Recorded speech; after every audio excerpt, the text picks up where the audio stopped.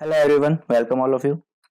मैं रामदेव सिंह एक बार फिर से हाजिर हूँ आप सभी लोगों के साथ आपके अपने इस प्लेटफॉर्म पे। और आज मैं डिस्कस करने वाला हूँ जनवरी 2022 राजस्थान का करंट अफेयर पार्ट 2। तो स्टार्ट करते हैं हम लोग फर्स्ट क्वेश्चन से।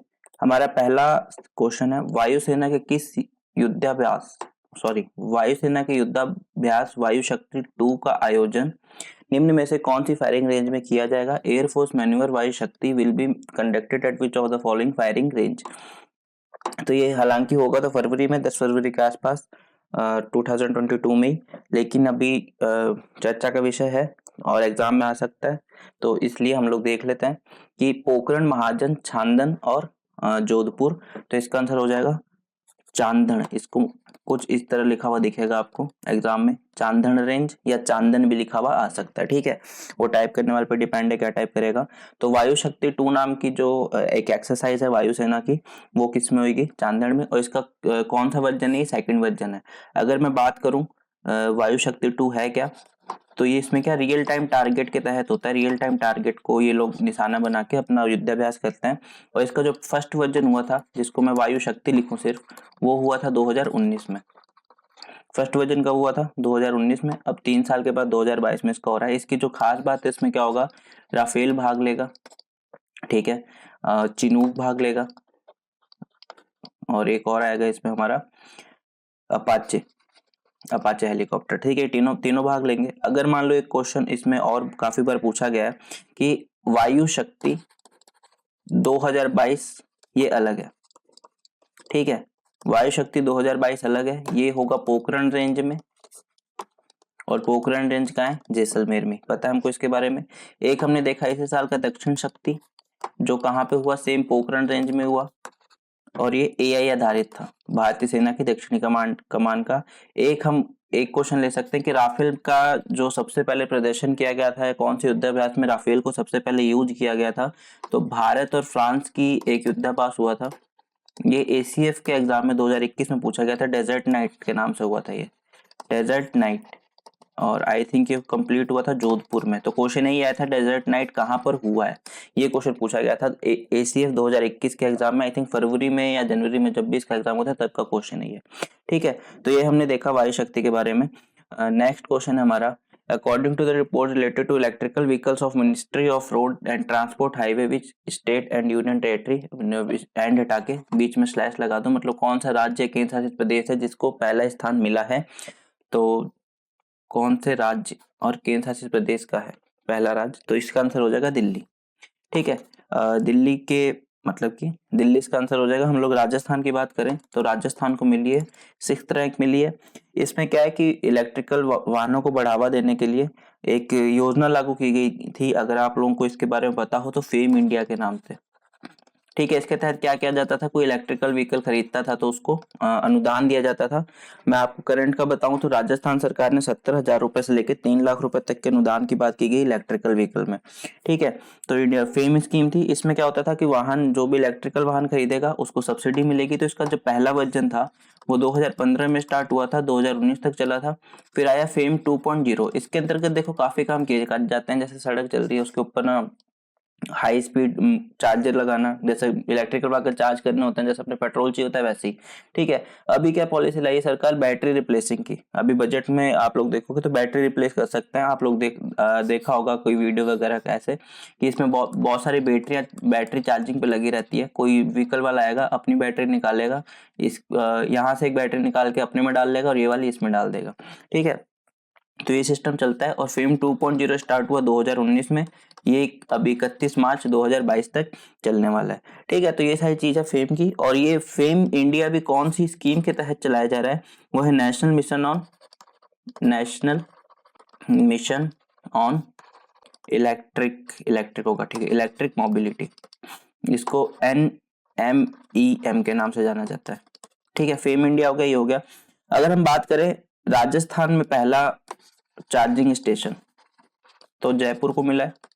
ठीक है, और अभी दिल्ली से लेकर के कहाँ तक का मेरे को कंफर्म नहीं आ रहा, उसको पूरे को शायद आगरा वाला हाईवे, उसको पूरे को इलेक्ट्रिकल हाईवे बनाया जा रहा है। ठीक है, यमुना एक्सप्रेस के वे वाला है जो उसको इलेक्ट्रिकल हाईवे में तब्दील किया जा रहा है। एक आ सकता है भारत की पहली इलेक्ट्रिक सिटी, भारत की पहली इलेक्ट्रिक सिटी इंडिया की, वो है केवड़िया। और केवड़िया कहाँ है? गुजरात में। और केवड़िया क्यों फेमस है? स्टैच्यू ऑफ यूनिटी के लिए, जहाँ पे पटेल साहब की सबसे ऊंची प्रतिमा, विश्व की सबसे ऊंची प्रतिमा लगाई गई है। ठीक है। नेक्स्ट क्वेश्चन है, निम्न में से कौन सा आयोग ऐसा आयोग बन गया है जो इंटरव्यू के समय वीडियो रिकॉर्डिंग करेगा? तो क्वेश्चन क्या है कि which of the following commission become such that it will also get the video recording of candidate done at the time of interview? तो आरपीएससी, ठीक है, सबसे ज्यादा विवादों में रही है पिछले इंटरव्यू में आरएस के, कि इसके रिश्तेदार थे तो इंटरव्यू ले लिया, नंबर ज्यादा दे दिए। हालांकि 2-3 लोग भी पकड़े गए। एक सदस्य थी आरपीएससी की जो 30 लाख की रिश्वत के नाम में, जिनके पीए का नाम आया था। उसके बाद बांसवाड़ा का एक प्रिंसिपल पकड़ा गया था। तो इन आरपीएससी ने क्या कह दिया कि हम लोग एक काम करते हैं, जो भी कैंडिडेट इंटरव्यू देने आएगा, जैसा आप लोग देखते होंगे काफी जो कोचिंग इंस्टीट्यूट है मॉक इंटरव्यू लेते हैं, जिसका सिलेक्शन होता है उसका बाद में अपने चैनल पे इंटरव्यू डाल देते हैं। ठीक है, तो सेम काम यही करेगी कि आरपीएससी हम अच्छे मतलब बच्चों का तो इंटरव्यू लेंगे, और जब सिलेक्शन जो भी चीज, सिलेक्शन जरूरी नहीं है, उसके बाद क्या करेंगे, हम उसको पब्लिक कर दिया करेंगे ताकि लोगों में कोई भी रोष ना हो। उसके बाद एक समिति और आती है, एमएल कुमावत समिति। इसने क्या किया था, टाइम पे एग्जाम वगैरह कराने के लिए, कैलेंडर वगैरह बनाने के लिए आरपीएससी के एग्जाम के लिए समिति बनाई गई थी, वो एमएल कुमावत समिति थी। अगर मैं बात करूं आरपीएससी के स्थापना की, तो स्थापना देखो सही मायने में 20 दिसंबर 1949 को हुई थी। इसका पहले मुख्यालय जयपुर हुआ करता था, सत्यराव कमेटी की सिफारिश पे इसको हटा के कहाँ कर दिया गया था, हमारे अजमेर में कर दिया गया था। लेकिन इसका जो अध्यादेश आया था, ये तो स्थापना की बात है, इसका जो अध्यादेश आया था, ऑर्डिनेंस कहते हैं जिसको, वो आया था 20 अगस्त 1949 को। ठीक है, तो दोनों डेट आ सकती है, इसलिए मैंने बता दी। अध्यादेश आया था इसको बनाने के लिए 20 अगस्त 1949 को, और इसको लागू कब किया गया था? 22 दिसंबर 1949 को। एस के घोष इसके प्रथम अध्यक्ष थे। पटवारी में इसका एग्जाम में पूछा गया था। वर्तमान में कौन है? कार्यवाहक अध्यक्ष शिव सिंह राठौड़ थे। अभी हमने लास्ट वीडियो में देखा था चेंज करके, आई थिंक फरवरी की बात आएगी, जब भी आएगी इनको नेक्स्ट वीडियो में बता दूंगा मैं, चेंज कर दिया गया है। इसकी जो सदस्य संख्या है 7, तो इसके क्या होंगे? मेंबर होंगे, प्लस में एक क्या होगा? चेयरमैन होगा। देखो मैं आपको सही बताऊं, इसकी स्ट्रक्चरल प्रॉब्लम नहीं है, इसकी जो प्रॉब्लम क्या है, एडमिनिस्ट्रेटिव प्रॉब्लम है।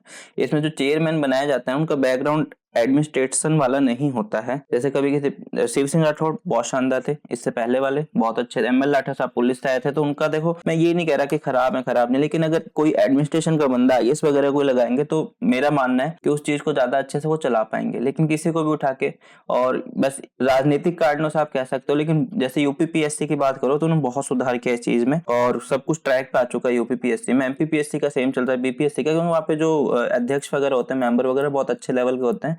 लेकिन हमारे यहाँ भी अभी तक हम लोग राजनीति में ही फंसे हुए बुरी तरह से। ठीक है, नेक्स्ट है महिला हॉकी एशिया कप के लिए सविता पूनिया को भारतीय टीम का कप्तान बनाया गया है। वो राजस्थान के कौन से जिले से संबंधित है? Savita Punia has appointed as the captain of India team of women's hockey Asia cup, जो ओमान में होगा, मस्कट में। मस्कट ओमान की राजधानी है, ओमान में ये एशिया कप, महिला एशिया कप किया जाएगा। जो सविता पूनिया आई थिंक इसकी गोलकीपर है, इनको बनाया गया है। तो ये हनुमानगढ़ से बिलोंग करती हैं। ठीक है, हनुमानगढ़ से बिलोंग करती हैं और हाल फिलहाल सिरसा में रह रही हैं, हरियाणा में।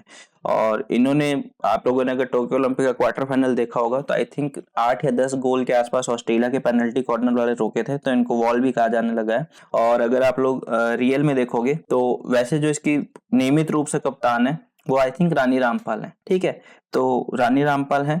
खेल के सम्मान के लिए हनुमानगढ़ प्रसिद्ध है, ये भी ध्यान रखना। और खेलों का, अंतरराष्ट्रीय खेल के काफी यहाँ से प्लेयर निकल चुके हैं, ये भी ठीक है।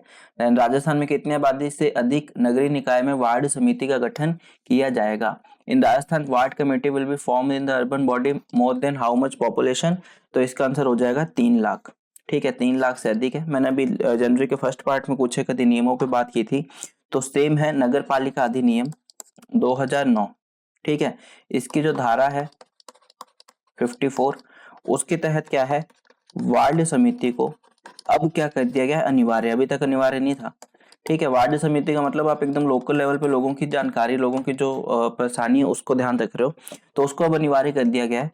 और अगर मैंने, आप लोगों को याद हो थोड़ा बहुत भी, तो पट्टे जारी किए गए थे जो 69A के तहत पट्टे जारी, देखो इतना टेक्निकल पूछेंगे नहीं, लेकिन फिर भी थोड़ा सा नॉलेज इन सब चीजों का होना चाहिए। ठीक है, 69A के तहत प्रशासन शहरों के संघ जो अभियान चला था उसमें पट्टे जारी किए गए थे।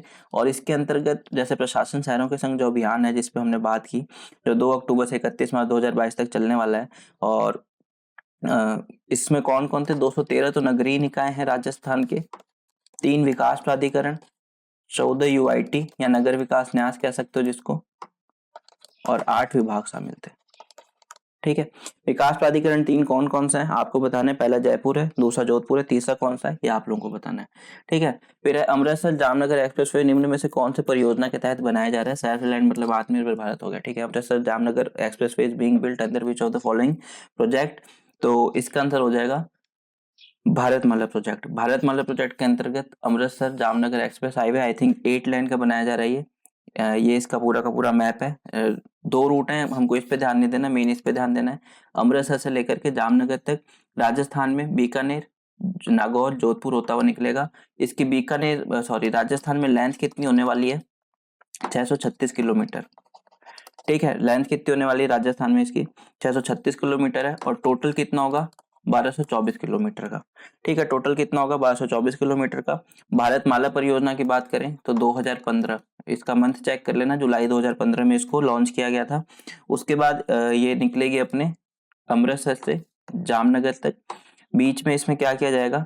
7 स्टेट को कनेक्ट करेगी, 3 पोर्ट कनेक्ट होंगे इससे, 3 रिफाइनरी होगी इसके ऊपर, और 3 रिफाइनरी की बात करें, एक अंबाला की, एक पचपदरा की और एक जामनगर की। ठीक है, साथ में इसमें 25 हेलीपैड बनाए जाएंगे। उसके बाद आप लोगों को पता होगा दिल्ली से अहमदाबाद नहीं, मुंबई के लिए एक, दिल्ली से मुंबई के लिए एक यहाँ पे हाईवे बनाया जा रहा है, सबसे बड़ा, आप लोगों ने देखा होगा, अभी न्यूज में था। तो पचपदरा से लेकर के यहाँ पे कनेक्टिविटी की जाएगी। ठीक है, पचपदरा से इस हाईवे को कनेक्ट किया जाएगा। तो यहाँ से भी इसको, दिल्ली से मुंबई बनाया जा रहा है, पचपदरा से दौसा के बीच में इसको कनेक्ट किया जाएगा। ठीक है, तो ये पूरा की पूरी स्कीम थी भारतमाला के तहत। राजस्थान में 636 किलोमीटर होगी, ये टोटल कितनी है? 1224 किलोमीटर की है। नेक्स्ट है where is the ISRO's infrared observatory located in India. देखो मैं इसको थोड़ा सा बहुत ज्यादा कॉम्प्लिकेटेड करना नहीं चाहता, मैं ये क्यों लेके आया, क्योंकि हम लोग बार बार क्या पढ़ते हैं कि रिमोट सेंसिंग वाला जोधपुर में एग्जाम में आ चुका है बहुत बार, और सौर वाला उदयपुर में, ये भी बहुत बार एग्जाम में आ चुका है। इवन आरपीएससी दे दे के डिलीट कर देते इस क्वेश्चन को। ठीक है, तो सौर वाला याद रखना कहाँ पे? हमारी उदयपुर में। और रिमोट सेंसिंग की जो है 5 रिमोट सेंसिंग सेंटर है इसरो के, उसमें से जोधपुर भी है के। उसके बाद अगर मैं आप लोगों को नाम बताना चाहूँ तो हैदराबाद, कोलकाता और जोधपुर तो हो ही गया हमारा, इसके अलावा बेंगलुरु और एक नागपुर। ये तो क्या है? 5 रिमोट सेंसिंग सेंटर है, जिसको आर रिमोट सेंसिंग सेंटर ऐसे कुछ कहा जाता है, जो भी है इसकी फुल फॉर्म। देन उसके बाद 5 रिमोट में एक हमारा जोधपुर भी आ जाता है। अब इसने क्या पूछा है? इंफ्रारेड ऑब्जर्वेटरी, तो बांसवाड़ा सिरोही 2 बजता है, तो इसमें आंसर क्या हो जाएगा हमारे पास? सिरोही। सिरोही में भी कहाँ पे? माउंट आबू में। तो इसकी फुल फॉर्म भी इसी माउंट आबू के हिसाब से मीरो के नाम से जाना जाता है, MIRO, mount Abu infrared observatory, जो गुरु शिखर पे है।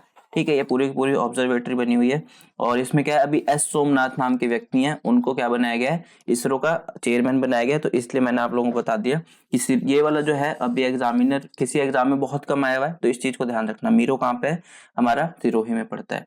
नेक्स्ट है according to recently release 17th report what is the area forest in Rajasthan. तो अभी हाल ही में 2021 की India state of forest report, India state of forest report 2021 आई है। तो इसके अनुसार क्या है, राजस्थान में, हाँ, सबसे पहली बात किसके द्वारा जारी की जाती है? देहरादून। क्या? देहरादून भारतीय वन सर्वेक्षण। भारतीय वन सर्वेक्षण हर 2 वर्ष में, मतलब आप 2 साल के अंदर अगर सिलेक्ट नहीं हो रहे तो आपको नई रिपोर्ट याद करनी पड़ेगी। फर्स्ट आई थी 1987 में, अब कौन सी आई है? 17th आई है। कब आई है? 2022 में रिलीज की गई है, आई थिंक जनवरी का, हाँ 13 जनवरी को की गई थी। ठीक है, इसमें क्या है, अगर हम बात करें इंडिया की तो सेम चीज है। सर्वाधिक वन कहाँ पे है? MP में, ज्यादा चेंज हुआ नहीं है। और सबसे ज्यादा वृद्धि आंध्र प्रदेश, मैक्सिमम इंक्रीमेंट कहाँ पे हुआ है? आंध्र प्रदेश में हुआ है। ठीक है, बात करूं अगर मैं राजस्थान की, तो राजस्थान में कितना है? इतना 32,762। 16वीं में कितना था? इतना था। बढ़ोतरी कितनी की हुई है? 25 किलोमीटर स्क्वायर सिर्फ और सिर्फ। ठीक है, इतना लगा रहे हैं, पता नहीं कहाँ जा रहा है। ठीक, उसके बाद राजस्थान में मैक्सिमम फॉरेस्ट कहाँ है? उदयपुर, उसके बाद अलवर, उसके बाद प्रतापगढ़, और मिनिमम कहाँ मिलते हैं हमारे, चूरू, हनुमानगढ़ और जोधपुर। ठीक है, नेक्स्ट है राजस्थान में निम्न में से कौन सा टाइगर रिजर्व नहीं है। ये क्वेश्चन देखो मैं क्यों लेके आया हूँ, क्योंकि सबसे पहले तो केवलादेव नहीं है, बाकी सारे हैं, ये विषधारी होगा, पॉइजन। सर इसका है मुकुंदरा है, रामगढ़ विषधारी है, उसके अलावा रणथंभौर राजस्थान का पहला है, और अभी हाल ही में कुंभलगढ़ बनने वाला है। ठीक है, तो रामगढ़ विषधारी क्या होगा, राजस्थान का सबसे बड़ा बफर जोन बनाया जाएगा। ठीक है, कितना, 1500 किलोमीटर स्क्वायर का बफर जोन होगा। ये पूरे राजस्थान में सबसे बड़ा किसी भी टाइगर रिजर्व का बफर जोन होगा। ठीक है, ये क्या थी आप लोगों को पता होगा, देश की 52वीं टाइगर परियोजना, अभी हाल ही में गुरु घासीदास छत्तीसगढ़ को 53वीं टाइगर परियोजना घोषित किया गया है। ठीक है, उसके अलावा सरिस्का का पता है हमको 1979, कहीं कहीं 78 79 एक साथ लिखा जाता है। मुकुंदरा हिल को 2013 में किया गया था, और रणथंभौर को 1973 में किया गया था। ठीक है, राजस्थान की सबसे छोटी भाग परियोजना है। और नेक्स्ट है, एस्केड योजना का संबंध निम्नलिखित में से किससे है। एस्केड योजना का संबंध निम्नलिखित में से पशुपालन से है। 10वीं पंचवर्षीय योजना में स्टार्ट की गई थी, 10th 5 ईयर प्लान के तहत इसको स्टार्ट किया गया था। इसमें 60, ये क्या होता है, सेंटर का और स्टेट का ये वित्त पोषण है। इसमें क्या है, पशुओं को जो रोग होता है, जो डायजीज होती है, उसके निवारण के लिए, उसको दूर करने के लिए इस योजना को चलाया गया था इसमें। ठीक है, अगर मैं बात करूं पशुपालन, देखो हमारा नया बजट आने वाला है अगले महीने में। ठीक, लेकिन फिर भी एक बार मैं पिछली बार वाला का आपको याद दिला दूं, अगर बीच में 12 तारीख को MBSI का एग्जाम है, उसके लिए अगर आ जाए तो मोबाइल एम्बुलेंस चलाई जाएगी। मोबाइल एम्बुलेंस चलाई जाएगी, 102 नंबर होगा जिसका पशुओं के लिए होगी। हर पशु चिकित्सालय में राजस्थान पशु चिकित्सा रिलीफ सोसाइटी बनाई जाएगी। उसके बाद राज्य स्तरीय पशुपालक सम्मान एक हमारे यहाँ पे सम्मान समारोह किया जाएगा, जिसमें पंचायत समिति स्तर पर 10,000 रुपए दिए जाएंगे एक पशुपालक को। उसके बाद जिला स्तर पर 25,000 रुपए दिए जाएंगे, ये दिए जाएंगे 2 पशुपालकों को। और राज्य स्तर पर 50,000 रुपए दिए जाएंगे, ये भी दिए जाएंगे 2 पशुपालकों को। ठीक है, फिर ये है हमारी जाहिदा खान। देखो मैं क्यों बता रहा हूँ इसको, अभी इनका कोई सहायक, विशेष सहायक नियुक्त किया गया है सुभाष पारेख को। तो मेरा मेन मकसद बताना क्या है मैं बताता हूँ। देखो ये है LLB जाहिदा खान जी, 1992 में इन्होंने LLB कर रही थी, और अभी क्या ये राज्य मंत्री हैं विज्ञान एवं प्रौद्योगिकी विभाग। मतलब सबसे पहला मिसमैच ये वाला आ गया। ठीक है, अब दूसरा आप देखोगे टेक्नोलॉजी का जो एडवांसमेंट हुआ है 1992 के बाद। आप लोग उस टाइम साइंस में क्या पढ़ते होंगे, हम लोग उस टाइम साइंस में क्या पढ़ते होंगे, आज का बच्चा 6 क्लास का 7 क्लास का साइंस में क्या पढ़ रहा है, क्या देख रहा है। तो इतना मेजर गैप होने के बावजूद भी, मतलब राजनीति देखो, राजनीति है, मैं ऐसा नहीं कह रहा सिर्फ ये सरकार है, बाकी हर सरकार में ऐसा होता है। मतलब आप इनकम्पिटेंट में मैं क्यों ही कहूँ, मैं बस यही कहूंगा कि अगर थोड़ा सा देख ताक के कि भाई अच्छा पढ़ा लिखा बंदा है, जैसे आप लोग, मैं बहुत ज्यादा तारीफ भी नहीं करूंगा, सेंटर में देखेंगे तो जैसे अश्विनी वैष्णव जी IITN है, मतलब IAS सब कुछ किया उन्होंने, तो उनके पास अच्छा एक्सपीरियंस है। तो टेक्नोलॉजी के मामले में किसी को मिनिस्टर बनाना, आप कॉप अप करके चलो हमेशा टेक्नोलॉजी के साथ, आए दिन चेंज हो रही है, हर साल में अलग अलग चीजें देखने को मिल रही हैं। तो बस इतना ही बताना था। जाहिदा खान याद रखना कौन है, राज्य मंत्री विज्ञान एवं प्रौद्योगिकी विभाग, एग्जाम में पूछा जा सकता है, महिला मंत्री है इसलिए। नेक्स्ट है हमारा which of the following raising day, मतलब अभी इंडियन आर्मी का कौन सा स्थापना दिवस मनाया गया है।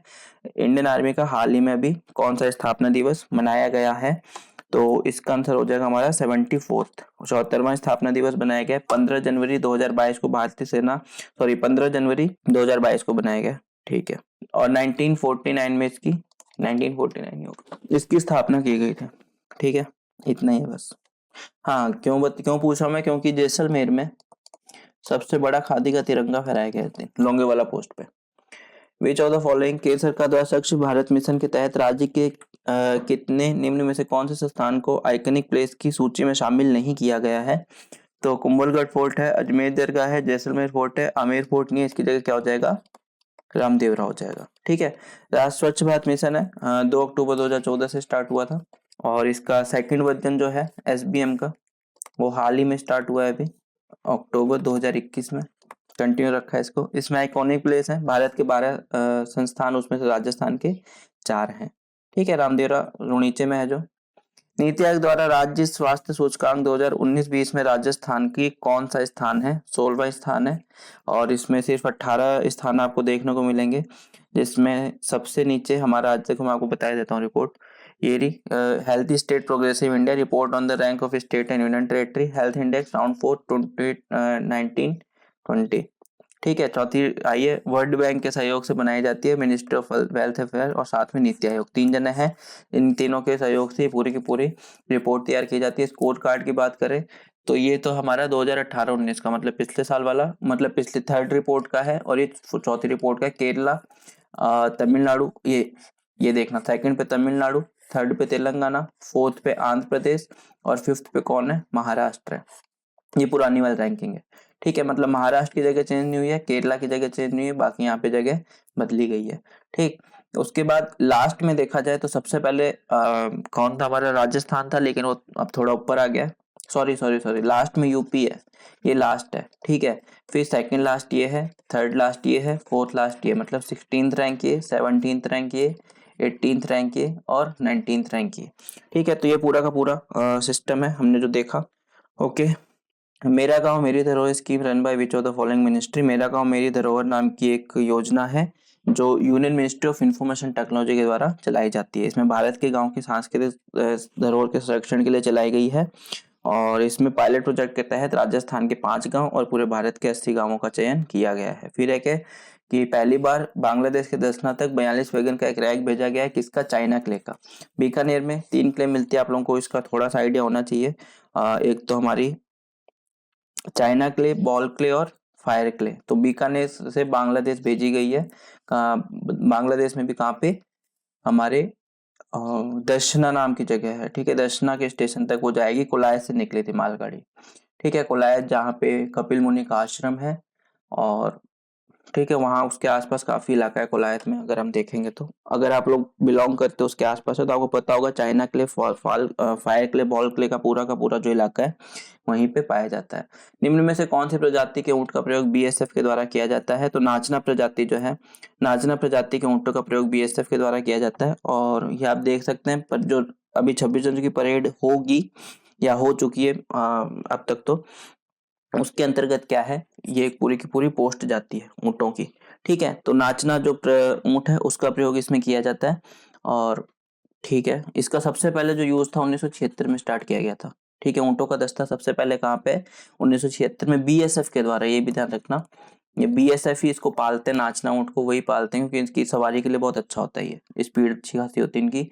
विच district of Rajasthan has become the first district to be 100% both doses of corona? तो प्रतापगढ़ जो है राजस्थान का पहला जिला बन गया जहाँ पे 100% दोनों डोज लग चुकी है। और वैसे तो 31 जनवरी 2022 तक का था कि पूरे राजस्थान को डबल डोज लगा दी जाएगी, लेकिन ऐसा हो नहीं पाया है। ठीक, राजस्थान का 33वां जिला है प्रतापगढ़, इसके बारे में आपको पता होगा। और सीता माता अभ्यारण्य है यहाँ पे, उड़न की लहरी यहाँ पे फेमस है। तो ये सारा था इसके बारे में। फिर कमिश्नरेट प्रणाली, तीसरी कमिश्नरेट कहाँ पे चालू हो रही है? कोटा में। इससे पहले जयपुर जोधपुर में थी कमिश्नरेट प्रणाली, अब कहाँ पे आ रही है? कोटा में आ रही है। और एक नई रेंज बन जाएगी पुलिस की, वो कौन सी हो जाएगी? अलवर में। ठीक है, तो पुलिस की रेंज आई थिंक 7 है, नई कौन सी? अलवर। और पुलिस जिलों की बात की जाए, ठीक है, जिलों के हिसाब से अगर पुलिस जिलों की बात की जाए तो 47। ठीक है, एक और जोधपुर में गांधी बधिर महाविद्यालय के उद्घाटन की बात की जाए अगर, कि गांधी बधिर महाविद्यालय कहाँ पर है, तो ये है हमारा जोधपुर में। ठीक है, अभी हमारे इन्होंने मुख्यमंत्री जी ने घोषणा की है कि बनाया जा रहा है। उसके बाद एक है 10 करोड़ का ट्रांसजेंडर उत्थान कोष। इससे क्या किया गया है, जो जेल है उसमें सेपरेट सेल बनाई जाएगी, किसके लिए? ट्रांसजेंडर के लिए। और एक इसने कहा है, जो हमारी होम मिनिस्ट्री है सेंटर की, उसने कहा है कि ऐसा करना पड़ेगा, अलग से इनके लिए सेल बनाई जाएगी। तो 10 करोड़ ट्रांसजेंडर उत्थान को 2020-21 मतलब अभी जो बजट आया था लास्ट, उसमें घोषणा की गई थी 10 करोड़ का बनाएंगे। ठीक है, तो ये था हमारा सेकंड पार्ट में। मिलते हैं फिर से नेक्स्ट वीडियो में, तब तक के लिए मेरे साथ बने रहिए। Thanks for watching this video. Be with me, be with study IQ।